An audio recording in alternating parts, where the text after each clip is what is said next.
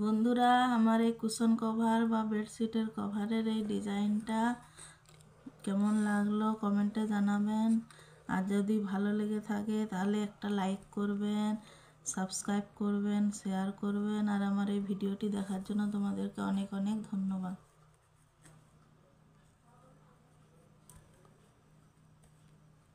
খুলে দিলে